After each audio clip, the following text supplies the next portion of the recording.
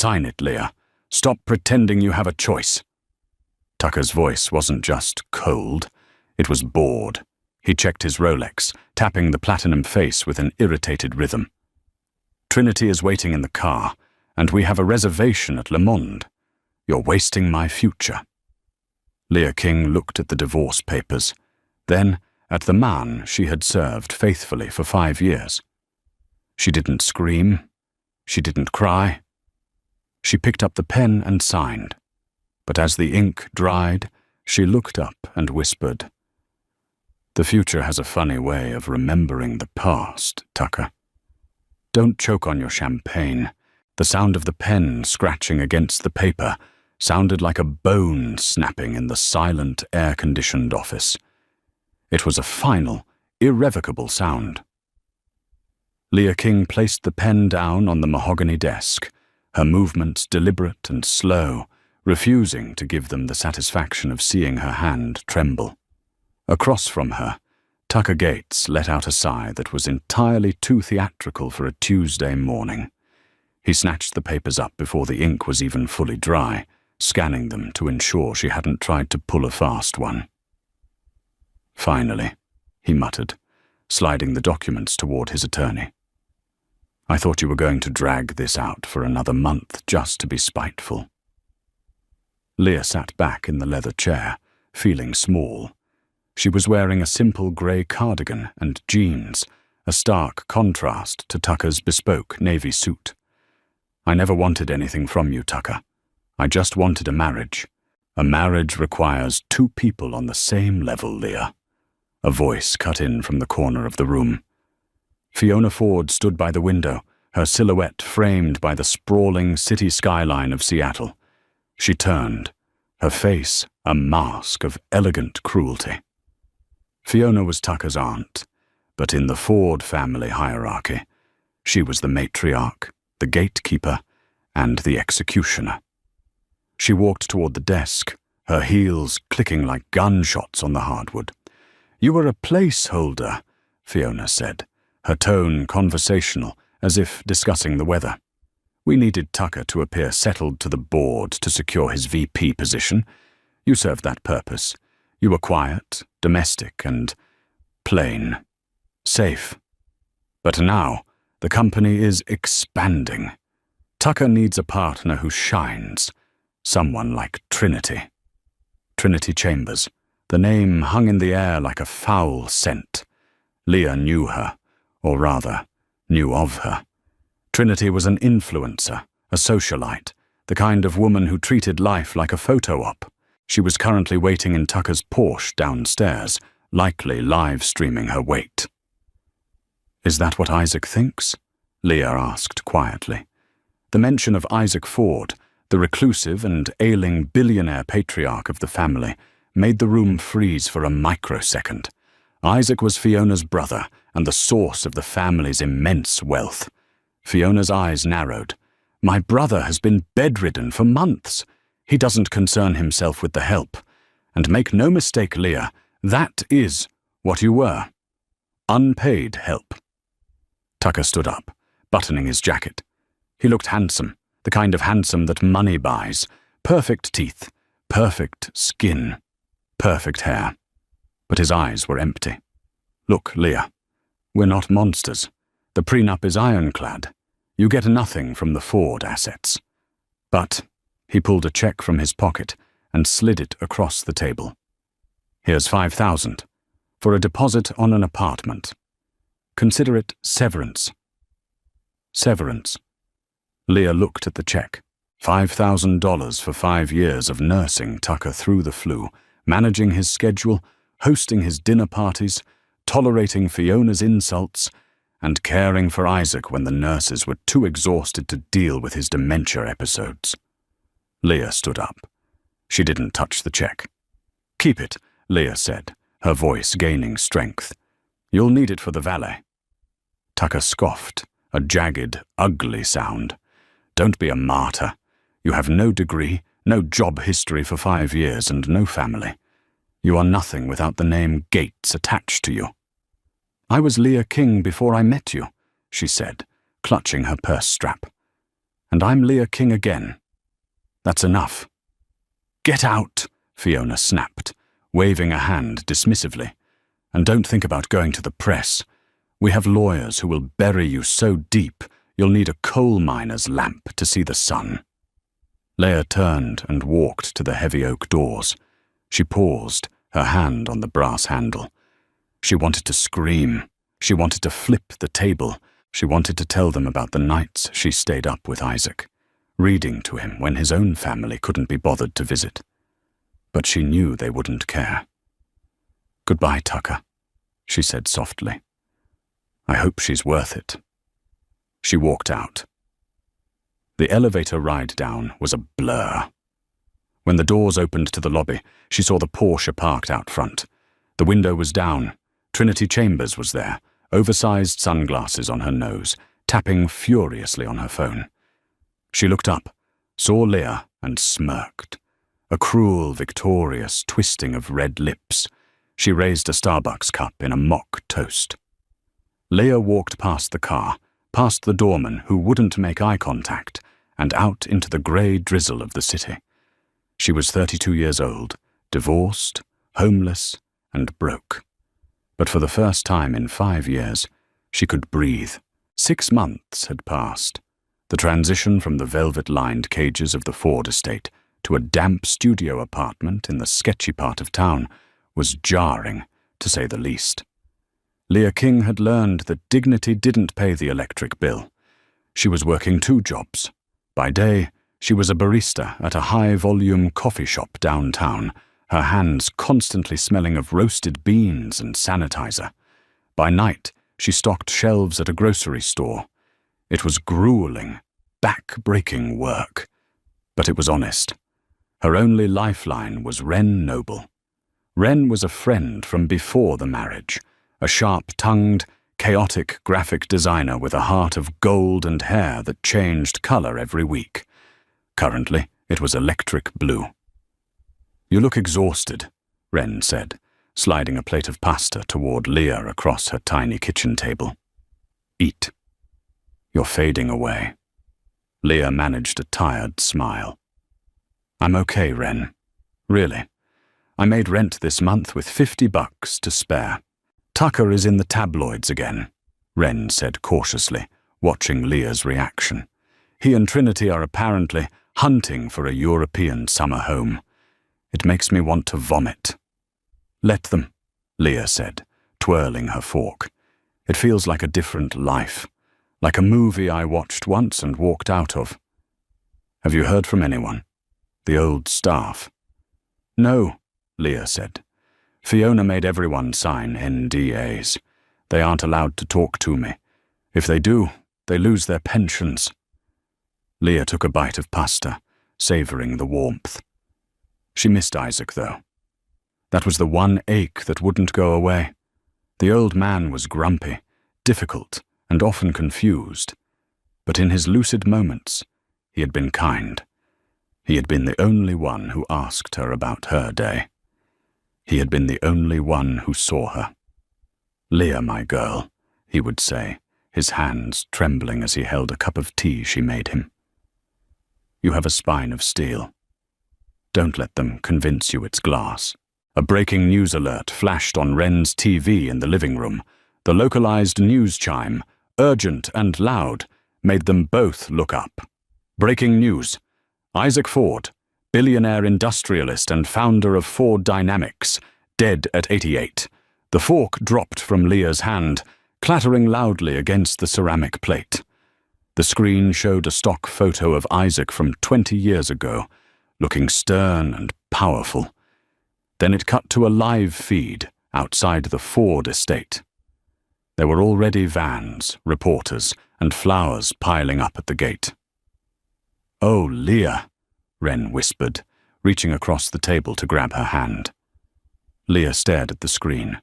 She didn't cry immediately. It was a hollow impact, like being punched in the stomach underwater. "He's gone." "I'm so sorry, honey." "I have to go," Leah said, standing up abruptly. "Go where? To the estate?" "Leah, they'll eat you alive. Fiona will have security toss you onto the pavement.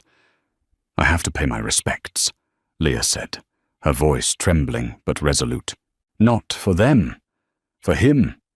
He was my friend, Wren. In that house of vipers, he was the only human being. Leah, wait, Wren said, standing up. If you're going, you're not going looking like a barista. You're going to look like a woman who survived them.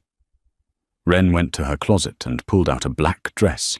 It was vintage, simple, and impeccably cut, a thrift store find that looked like $1 million.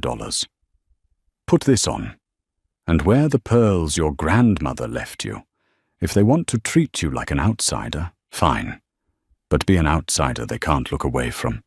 Leah looked at the dress, then at the TV screen where Tucker was now giving a statement, looking somber and fake, with Trinity clinging to his arm in a black dress that was far too short for a funeral announcement. You're right, Leah said. I'm done hiding. The funeral was held 3 days later at St. Jude's Cathedral, a massive Gothic structure that reeked of old money and incense. It was a closed service, invite only, which meant half the city's elite were trying to bribe their way in. Leah parked her rusted Honda Civic 3 blocks away to avoid the valet judgment and walked in the rain. She held a black umbrella, her heels clicking on the wet pavement. When she reached the steps, security was tight. Large men in earpieces were checking a list on an iPad. Leah stepped up. The guard, a burly man named Mike, whom she recognized from the estate, looked down at her. His eyes widened. Miss King. Hello, Mike, she said gently. I'm here to see Isaac. Mike looked at the list. Her name wasn't on it. Obviously. Miss King, Mrs. Ford, Fiona.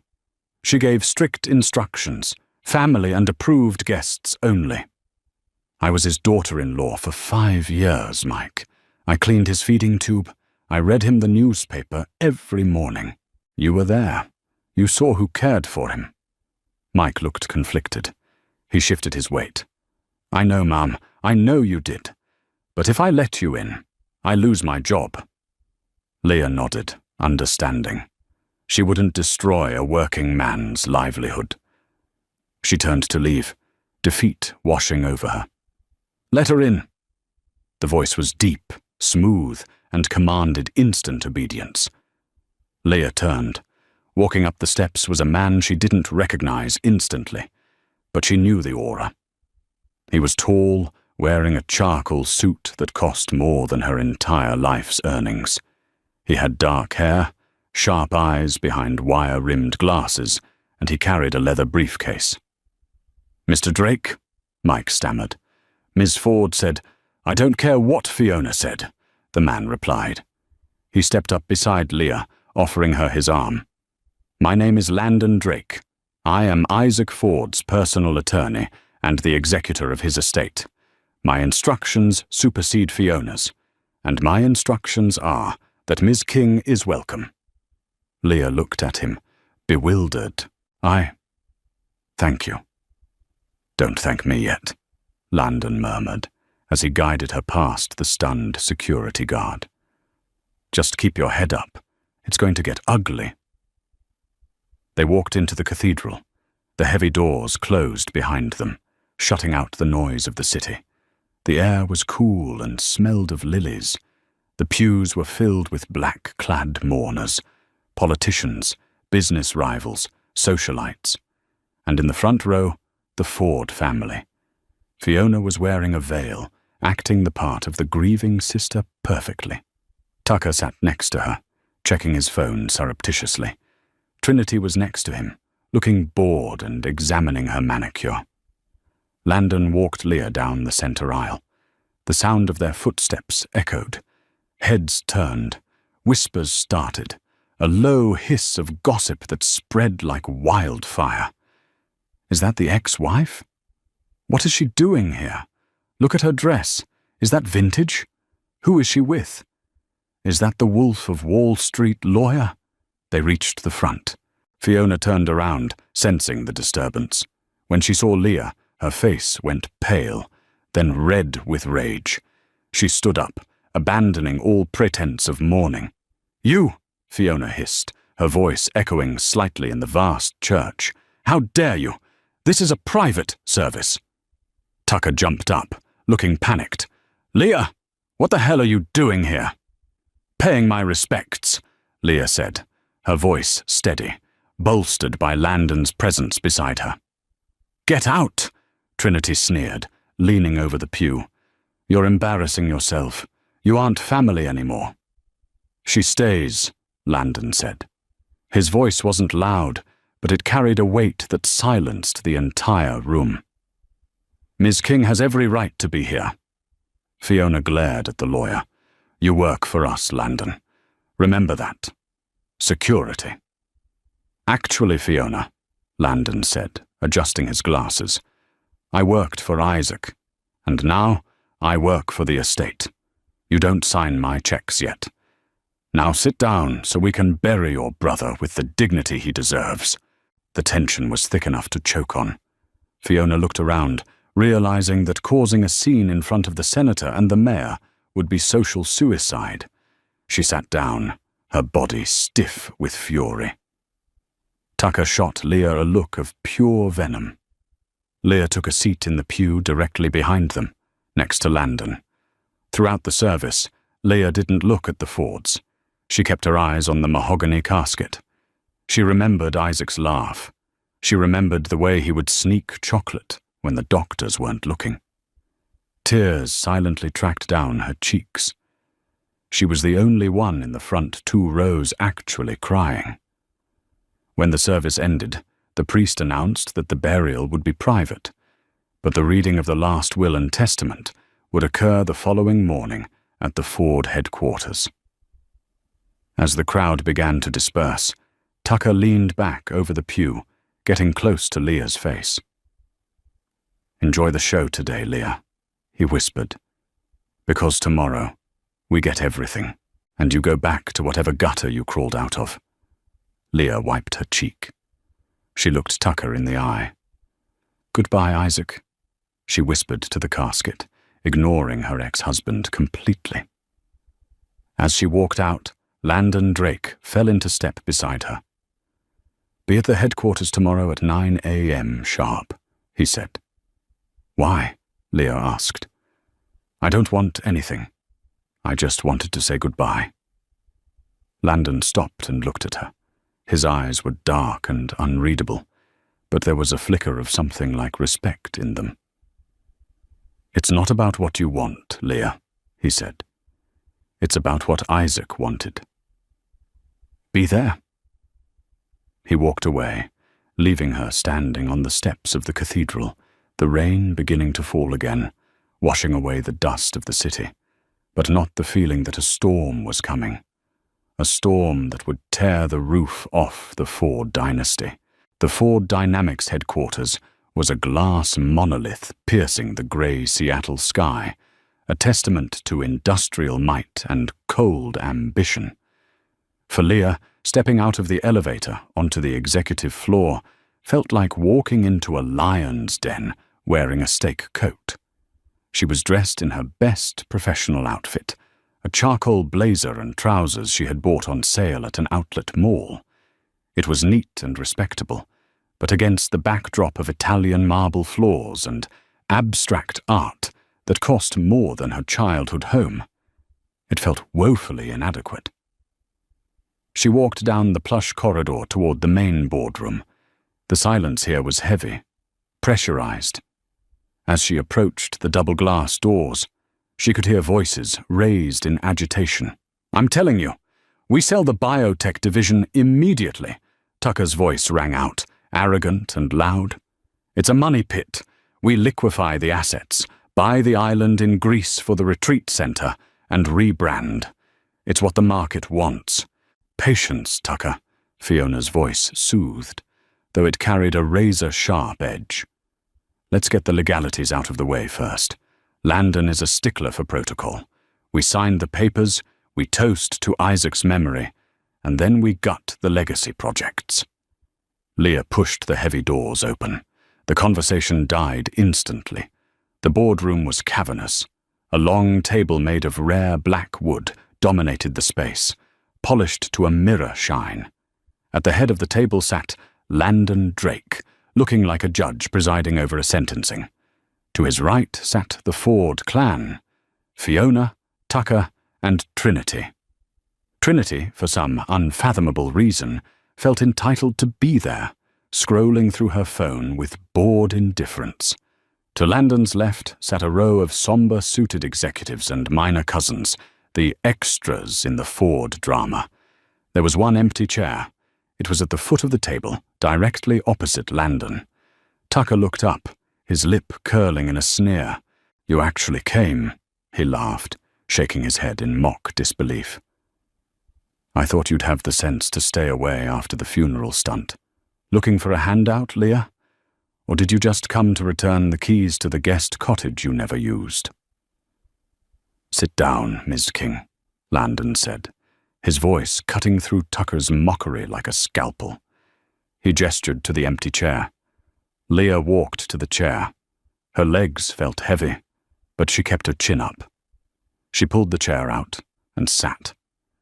The leather was cool against her back. She felt exposed, isolated at the far end of the table, a tiny island in a sea of sharks.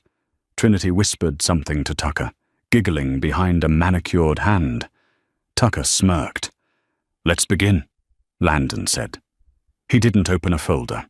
He simply placed a single, heavy envelope on the table. It was thick, cream-colored, and sealed with red wax. Isaac Ford was a man of specific intent. He updated his last will and testament 3 weeks before his death. He was of sound mind, and this document was witnessed by 3 independent judges and filmed for verification. It is ironclad. Fiona waved a hand, her stack of diamond bracelets clinking with an expensive rattle. Yes, Landon. We know the drill. Isaac was difficult at the end. Paranoid. Skip the preamble. The estate goes to me as the surviving sibling, with executive control passing to Tucker as the heir apparent. Just give us the paperwork so we can sign. I have a lunch reservation." Landon ignored her. He picked up a silver letter opener and sliced the wax seal. The sound was crisp and loud in the silent room. "First," Landon read, his eyes scanning the document, "to my sister, Fiona Ford. I leave you the lakeside cottage in Vermont." Fiona blinked. "The cottage? That drafty shack? And?" "And," Landon continued, "a monthly stipend of $10,000. The silence that followed was deafening. "Excuse me?" Fiona stood up, her face turning a blotchy, furious purple. 10,000? A month? My driver costs more than that.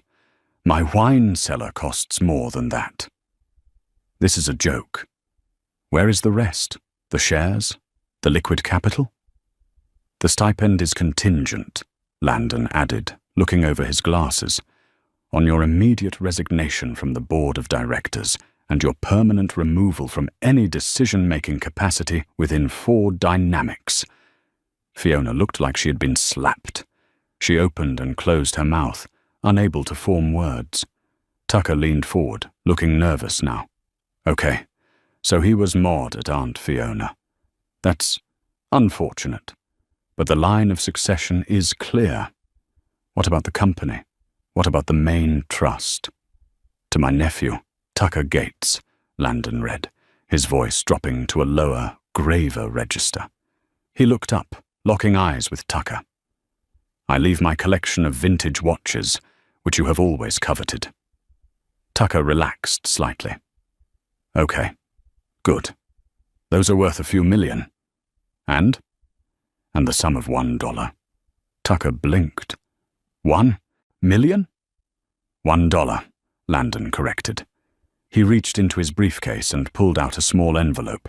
He slid it down the long, black table. It stopped right in front of Tucker. A single dollar bill.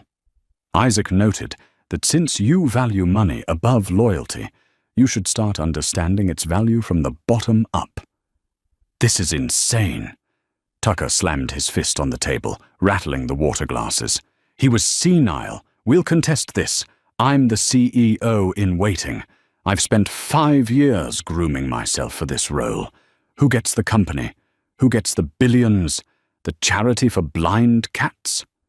Trinity looked horrified, slowly scooting her chair away from Tucker, as if failure was contagious.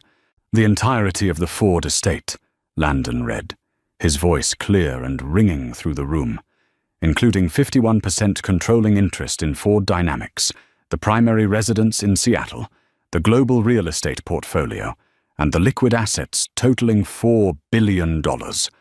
I leave to the only person who treated me with dignity when I had nothing to offer but my company. Landon paused. The room held its breath. Every eye turned to the foot of the table. I leave it all to Leah King. The room didn't just go silent. It felt like the air had been sucked out into space. The shock was physical. Leah sat, frozen. Her hands were gripping the armrests of her chair so hard her knuckles were white. $4 billion? The company? It was a mistake. It had to be. She felt a ringing in her ears. "That's a lie!" Fiona shrieked, breaking the spell. She lunged across the table, her nails clawing for the paper. "You forged this, Drake. She's sleeping with you. That's it. You two are conspiring to steal our birthright." Landon caught Fiona's wrist before she could touch the document. His grip was firm, professional, but unyielding. "Careful, Fiona. Assaulting the executor is a felony. Sit. Down." He released her, and she collapsed into her chair, sobbing with dry, angry heaves. "This can't be happening. I am a Ford." Tucker was staring at Leah, his mouth agape. He looked like a computer that had crashed. "Leah, you? You can't run a company. You folded laundry. You made soup. You don't even have a business degree," Landon continued, ignoring the outburst.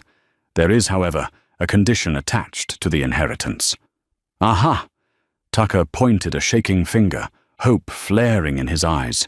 "I knew it. What is it? She has to marry me again. She has to split it with us?" "No," Landon said calmly. "The condition is regarding the moral character clause of the company bylaws. Isaac watched you all closely the last 5 years.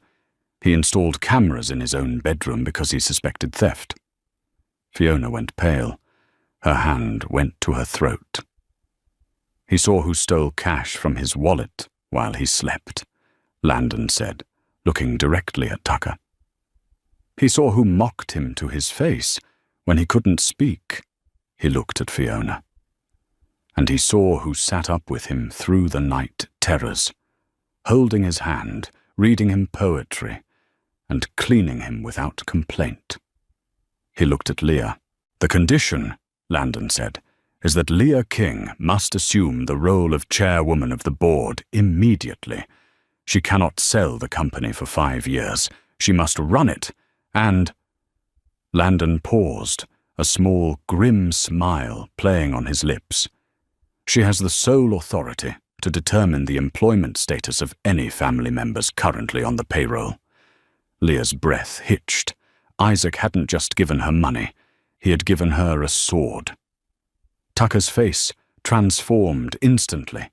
The arrogance vanished, replaced by a desperate, slimy charm. It was a transformation so grotesque it was almost fascinating. He stood up and walked toward Leah, ignoring Trinity completely. "Leah, honey," Tucker said, his voice trembling with forced affection. "Look, this is a lot. Obviously, Grandad Isaac saw how great of a team we were. We can fix this. I can help you. You don't know business, but I do. We can run it together. I can tear up the divorce papers. We can renew our vows." I was confused, stressed. Trinity meant nothing. Trinity gasped. "Excuse me? You told me she was a frumpy loser." "Shut up, Trinity," Tucker snapped, not looking away from Leah. "Leah, please, think about us. Think about our history. Leah looked at him. She looked at the man she had loved, the man she had served, the man who had thrown her away like garbage when he thought she had no value.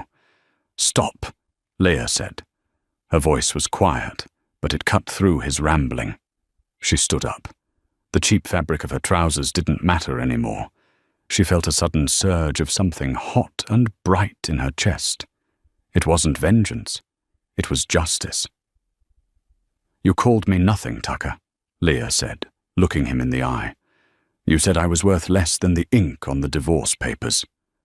I was stressed. I didn't mean it. And you," she looked at Fiona, "you called me unpaid help." Fiona glared, wiping mascara from her cheeks, trying to muster her old intimidation. "You are help. You'll run this company into the ground in a week." "Well," Leah said, smoothing her blazer, "it looks like the help is now the boss." She turned to Landon. "Mr. Drake, what happens if I fire them?" "Then they are removed from the building immediately by security," Landon said with deep satisfaction. "And they lose access to all company credit cards, vehicles and housing provided by the trust." "Wait!" Trinity screeched. "Tucker promised me a trip to Cabo next week, on the company jet. You can't do this." Leah looked at Trinity. "You can still go to Cabo, Trinity, but I suggest you check the prices on commercial flights. I hear economy class builds character." Leah looked back at Tucker and Fiona. They were trembling, waiting for the axe to fall. "I won't fire you today," Leah said. Hope flared in Tucker's eyes. "Thank you, Leah. I knew you were sensible. We can—" "I won't fire you," Leah interrupted, her voice hard as steel. "Because I need to audit the books first. I want to see exactly how much you've stolen from Isaac. I want to see every expense report, every business trip, every bonus you approved for yourselves while the stock dropped." Tucker swallowed hard. "Go to your offices," Leah commanded. "Do not touch a single file. Do not delete a single email. If you do, I will have you arrested for corporate espionage. Get out of my sight." Tucker and Fiona stood there for a moment, stunned. Then, realizing they had no power, they turned and shuffled out of the room. Trinity ran after them, shouting about her reputation. Leah watched them go. When the doors closed, her knees gave out. She slumped back into the chair. "Breathe," Landon said gently. "I can't," Leah whispered. "Landon, I can't run a multinational conglomerate. I'm a barista. I dropped out of college to take care of my sick mother. I don't know stocks. I don't know mergers." Landon walked over and poured a glass of water from a crystal pitcher. He handed it to her. "Isaac knew that," Landon said. "He didn't leave you the company because you have an MBA. He left it to you because you have a moral compass.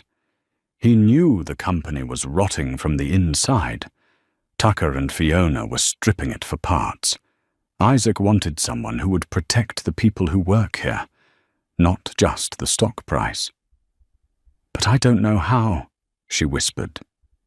"That's why I'm here," Landon said softly. "And that's why you're going to hire the best advisors in the city. You have the instincts, Leah. You just need the vocabulary." The transition from Leah King, outcast ex-wife, to Leah King, CEO, was violent and immediate. The next few days were a blur of activity that left Leah breathless. Landon had insisted she move out of her studio apartment immediately. "It's not safe," he had argued. "The press is camping on your fire escape. Fiona is desperate. You need walls." So, Leah moved back into the Ford estate. But this time, she didn't enter through the service entrance. She was driven through the main gates in the back of a black SUV. She refused to sleep in the master suite. It smelled of Tucker's cologne and bad memories. Instead, she took the guest wing, the sunniest part of the house, and invited Wren to move in with her. Wren arrived with 2 suitcases and a potted cactus. "This place is like a mausoleum," Wren whispered, looking at the vaulted ceilings. "We need to sage it, or burn it down. I haven't decided." "Let's start with sage," Leah said, managing a smile. Leah turned the library into her war room. It was a massive room, lined with mahogany bookshelves, but Leah covered the antique tables with laptops, whiteboards, and stacks of financial reports. She hired forensic accountants. She didn't trust the internal team. They were Fiona's cronies. She brought in outsiders, sharp-eyed auditors who didn't care about the Ford name. For 3 days, Leah barely slept. She drank coffee, read bylaws, and asked questions until her voice was hoarse. Landon was there every step of the way, guiding her, translating the legalese, and shielding her from the media storm raging outside. On the 4th day, Leah was sitting on the floor of the library, surrounded by receipts, when she found it. "Landon!" she called out. Landon looked up from his laptop. "What is it?" "Tucker mentioned a rainy day box once when he was drunk," Leah said, holding up a printout. "I thought it was a safe, but look at this recurring payment. Rainy Day Logistics." Landon took the paper. He frowned. "That's a shell company, registered in the Caymans." "Look at the amounts," Leah pointed. 50,000 here, 100,000 there, all marked as consulting fees or miscellaneous overhead. Over 5 years, Landon did the math quickly. "Leah, this totals over $12 million. "They were stealing," Leah said, her voice trembling with anger. "Not just skimming off the top. They were looting the company. Look at the dates. This withdrawal happened the same week they laid off 50 factory workers in Ohio because of budget cuts." Landon's face darkened. "This is embezzlement, and fraud, and tax evasion." "We have them," Leah said. "We can go to the police." "We can," Landon agreed. "But if we go to the police now, quietly, the board might try to cover it up to save the stock price. They'll let Tucker and Fiona resign with a golden parachute just to make them go away." Leah stood up. She walked to the window. She saw the gardeners working outside, men and women who depended on this company to feed their families. She thought about the workers in Ohio who lost their jobs so Tucker could buy a new watch. "No," Leah said firmly. "No golden parachutes. No quiet resignations. They humiliated me publicly. They destroyed the lives of their workers publicly. So we are going to end this publicly." "What do you have in mind?" Landon asked, a hint of admiration in his voice. "The annual Ford Charity Gala is this Saturday," Leah said, turning around. Her eyes were hard. "It's Fiona's pride and joy, the biggest social event of the season. Everyone will be there. The press, the politicians, the investors." "Fiona is still organizing it," Landon noted. "She thinks it's her way back into society's good graces." "Let her organize it," Leah said. "Let her spend the company's money on champagne and ice sculptures. Let her think she's safe. And then?" "And then," Leah smiled, but it didn't reach her eyes, "we show the world exactly who the Fords really are." Just then, Leah's phone buzzed on the desk. It was a text from Tucker. "Leah, please, I know you're angry, but we're family. Don't listen to Drake. He's using you. Meet me for dinner? Just us." "I miss you." Leah stared at the screen. 6 months ago, that text would have made her heart race. She would have made excuses for him. She would have hoped. Now she just felt disgusted. She typed a reply.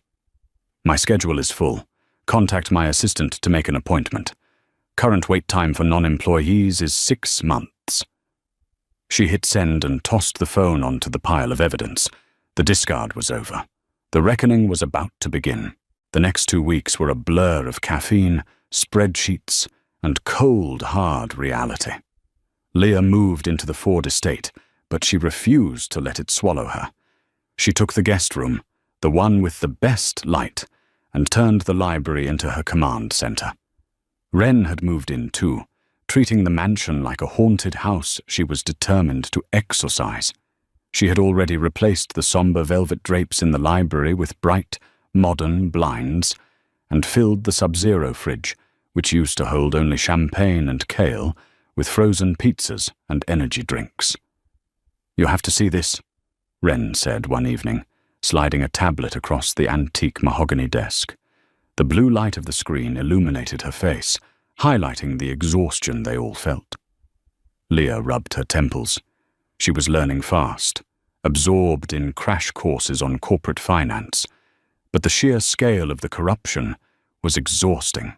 Landon sat across from her, his tie loosened, sleeves rolled up, looking less like a high-powered attorney and more like a detective working a cold case. "What is it?" Leah asked, leaning forward. "I did some digging into Trinity's socials," Wren said, tapping the screen. "I cross-referenced her posts with the dates Tucker was away on business in the company logs." Leah looked at the screen. It was a damning timeline. March 12th. Tucker charges $45,000 to the company account for client acquisition in Milan. March 13th. Trinity posts a photo on Instagram tagged in Lake Como with the caption, "Bay spoiling me," and a bottle of Cristal clearly visible. And here, Landon pointed to a ledger open in front of him. May 4th, $120,000 for consulting fees paid to a shell company called Apex Solutions. "Who owns Apex Solutions?" Leah asked, dread pooling in her stomach. "Fiona Ford," Landon said grimly. "I traced the registration agent. It leads back to a P.O. box she's been renting since 2018. She's been siphoning money out of the employee pension fund to pay for her gambling debts in Macau." Leah felt sick. The pension fund? The money for the factory workers? The people who stand on the line for 10 hours a day?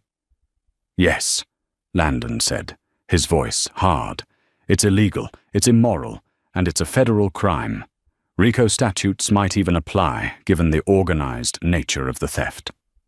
Leah stood up, pacing the room. The Persian rug beneath her feet felt like quicksand. The old Leah would have been terrified of destroying the family reputation. The old Leah would have worried about the scandal. But the new Leah thought of Mike, the security guard, who had mentioned he was delaying retirement because of market fluctuations. It wasn't the market. It was Fiona. "We have enough to bury them," Landon said, watching her closely. "We can go to the police right now." "Not yet," Leah said, stopping in front of the window. The rain lashed against the glass, mirroring the storm inside her. "If we go to the police now, quietly, the stock tanks, the board panics. They might try to cut a deal to keep it quiet, let Fiona and Tucker resign with health issues, and keep their dignity." "So what do we do?" Wren asked, grinning sharply. "I hope it involves public humiliation." "The annual Ford Charity Gala is this Saturday," Leah said, turning to face them. "It's the biggest social event of the year. Senators, investors, the press, everyone will be there." "Fiona organizes that gala," Landon noted. "It's her pride and joy. She uses it to launder her reputation." "Exactly," Leah said. "She thinks she still runs this family. She thinks she can bully me into a settlement. I'm going to let her think that until Saturday. I want her to feel safe. I want Tucker to think he's won." "That's ruthless," Landon said, a slow smile spreading across his face. "I learned from the best," Leah replied. "They taught me that weakness is a choice, and I'm done choosing it." The Ford Charity Gala was held in the grand ballroom of the eccentric Hotel L'Amour. It was a spectacle of excess, a sea of black ties, sequins, towering floral arrangements, and fake smiles. The air smelled of expensive perfume and desperation. Fiona was in her element. She wore a crimson gown that looked like a bloodstain against the white marble of the ballroom. She held court near the champagne fountain, laughing loudly, clutching the arm of a confused senator. Tucker was beside her, looking nervous but trying to project confidence in a tuxedo that was slightly too tight. Trinity was there too, wearing a diamond necklace that Leah recognized from the insurance manifest as company property, stolen property. Leah arrived late. She didn't sneak in the back. She didn't look down. She walked through the front doors, flanked by Landon on her right and Wren on her left. Leah wore a dress of shimmering gold, structured and bold, armor made of silk. It caught the light, making her look like a flame walking into a room of shadows. Her hair was slicked back, her makeup sharp and flawless. She wasn't the grey mouse anymore. The room went quiet. The whispers started again, but this time they weren't mocking. They were fearful. Is that her? She looks dangerous. I heard she fired the CFO yesterday. Fiona marched over, her face tight with forced polite aggression. You have some nerve showing up here, Leah. This is my event. I explicitly told security. It's a Ford Dynamics event, Leah corrected calmly, her voice steady. Paid for by the company accounts, which means it's my event. Enjoy it while you can, Fiona spat, leaning in close so only Leah could hear. My lawyers are filing the competency suit on Monday. We have witnesses who will testify you're unstable. You'll be back to serving coffee by the end of the month. Actually, Leah said, raising her voice slightly so the nearby board members could hear, I wanted to talk about that. Why don't we go on stage? I have a speech prepared. What? No. You are not speaking. Leah walked past her, straight to the podium.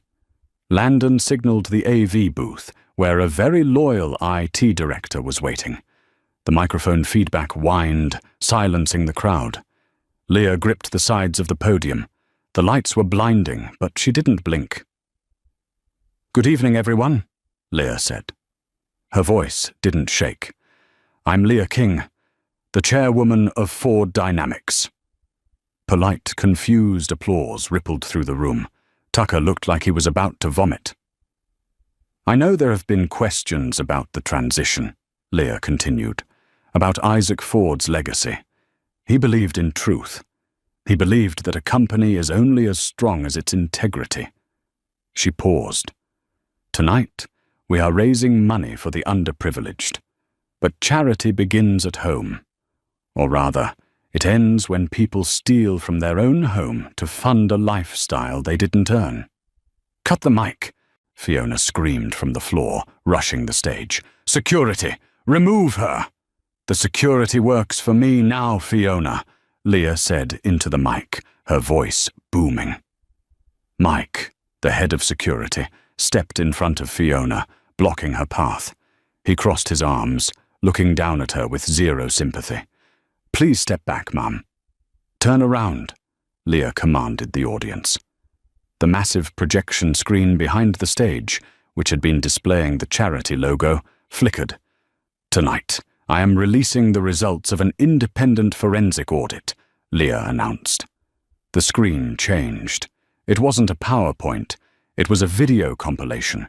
It showed the bank transfers, the dates, the photos of Trinity and Milan on the company dime.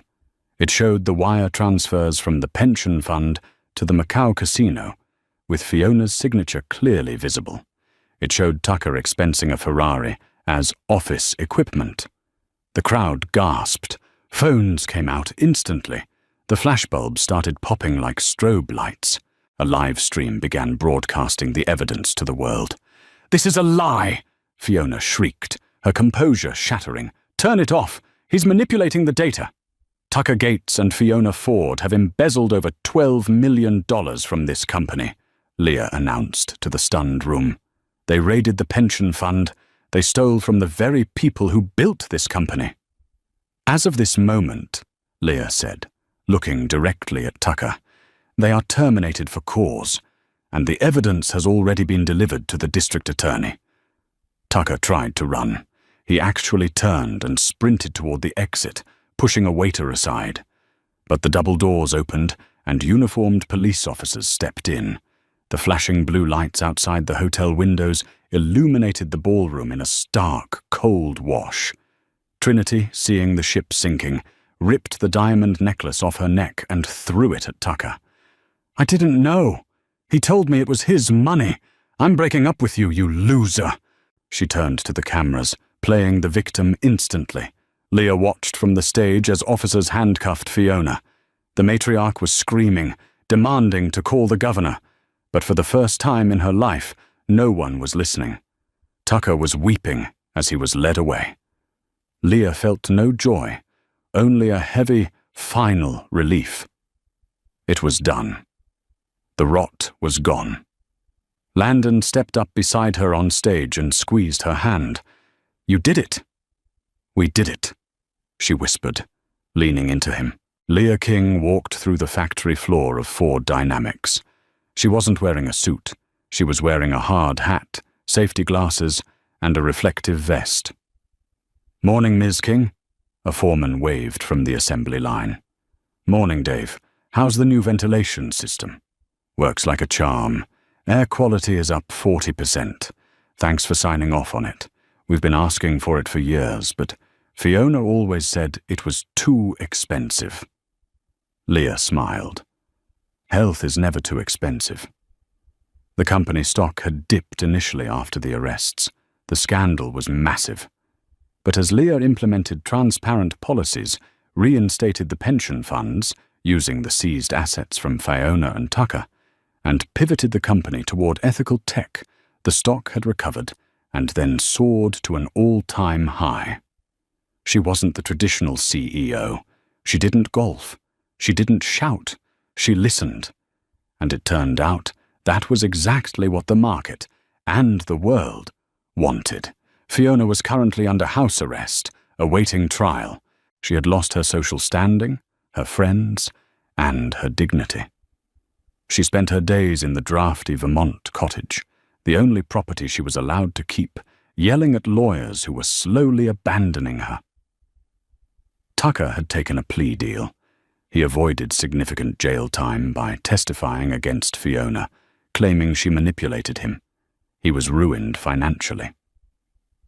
The last Leah heard, he was working at a car rental desk at the airport, wearing a polyester uniform that didn't fit, checking out sedans for tourists who didn't know his name.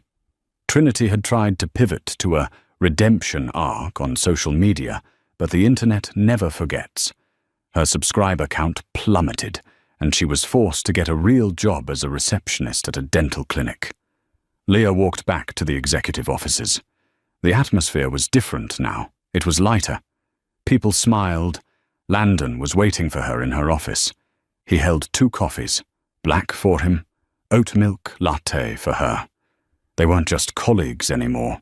It had started with late-night strategy sessions during the audit, then dinner to celebrate the small victories, then quiet weekends at the lake house. It was slow, respectful, and real. "You have a meeting with the Japanese investors in an hour," Landon said, handing her the cup, "and Ren wants to show you the new logo designs." "I'm ready," Leah said, taking the coffee. She walked to the window, looking out at the Seattle skyline. The glass reflected her image, strong, capable, at peace. She thought about the girl who had signed the divorce papers, thinking her life was over. She thought about Isaac, dying alone in that big house until she came along. "He knew," Leah said softly. "Isaac knew I could do this, even when I didn't." "He knew you were strong," Landon corrected, stepping up behind her and wrapping his arms around her waist. He rested his chin on her shoulder. "He just gave you the keys. You're the one who drove the car out of the ditch." Leah leaned back against him, closing her eyes for a moment. She was tired, yes. The work never stopped. But she was free. She was respected. And for the first time in her life, she was loved for who she was, not what she could do for someone else. She opened her eyes and looked at her reflection. She didn't see a discard, or a placeholder, or a victim. She saw a survivor. She saw a leader. She saw a queen. "Come on," Leah said, turning around and kissing Landon on the cheek. "Let's go build something." The story of Leah King exploded on the internet. Channels dedicated to justice and karma dissected every moment of the trial, praising her composure and celebrating the downfall of the arrogant Fords. It became a modern parable. Be careful who you step on, because they might be the ground that supports you, or the earthquake that swallows you whole. If you enjoyed this story of ultimate karma and redemption, please like this video and subscribe to the channel. Turn on notifications so you never miss a story. Remember, your worth isn't defined by how others treat you, but by how you rebuild when they try to tear you down. See you in the next video.